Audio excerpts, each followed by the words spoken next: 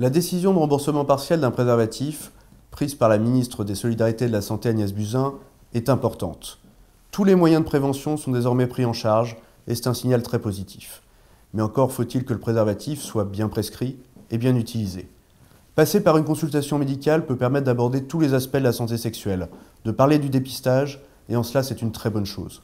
À condition que les médecins généralistes soient bien formés, car on voit que certains ignorent encore les avancées thérapeutiques, telles que la PrEP par exemple, qui fait pourtant partie de la prévention diversifiée, et à condition aussi que l'accueil des personnes dans la diversité de leur sexualité se déroule bien, ce qui n'est pas toujours le cas aujourd'hui. Il y a un enjeu important de formation des médecins. Et puis de nombreux jeunes répugnent à passer par un médecin, parce que c'est souvent leur médecin de famille, pour aborder ces thématiques. L'accessibilité des préservatifs demeure essentielle. Les associations jouent un rôle très important dans leur mise à disposition gratuite.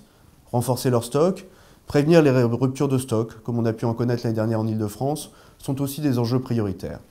Et que dire des lycées ? En Île-de-France, la région vient de faire un état des lieux des distributeurs de préservatifs dans la région, aux résultats très contrastés.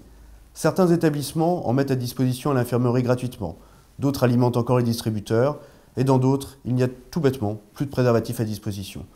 Ne serait-il pas temps d'avoir une politique homogène de mise à disposition des préservatifs dans les lycées, à l'échelle de la région, à l'échelle de la nation, et d'avoir le même travail avec les universités?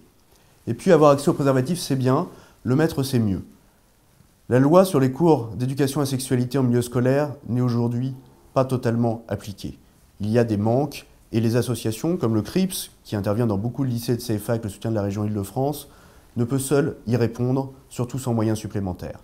Là encore, on constate une grande hétérogénéité entre les établissements. Il faut absolument que nous offrions les mêmes chances de prévention à tous les jeunes.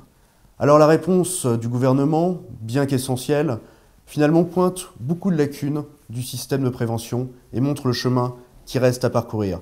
L'accès aux préservatifs, c'est qu'un des enjeux dans la réponse au VIH. Il y a bien sûr tout ce qui concerne le dépistage.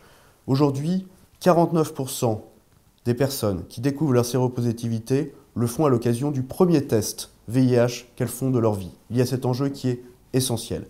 Et puis il y a tous les enjeux qui sont liés de lutte contre la discrimination, qui sont des obstacles aux freins. Qu'il s'agisse de lutter contre les violences sexistes, qu'il s'agisse de lutter contre les LGBT-phobies, qu'il s'agisse de lutter contre le racisme, nous avons encore beaucoup à faire. C'est cette approche globale que nous devons mettre en œuvre si nous voulons vraiment faire reculer le VIH-Sida. Alors agir sur le préservatif, oui c'est bien, c'était une des revendications des associations. Maintenant il reste toutes les autres revendications à prendre en compte si nous voulons vraiment faire la différence.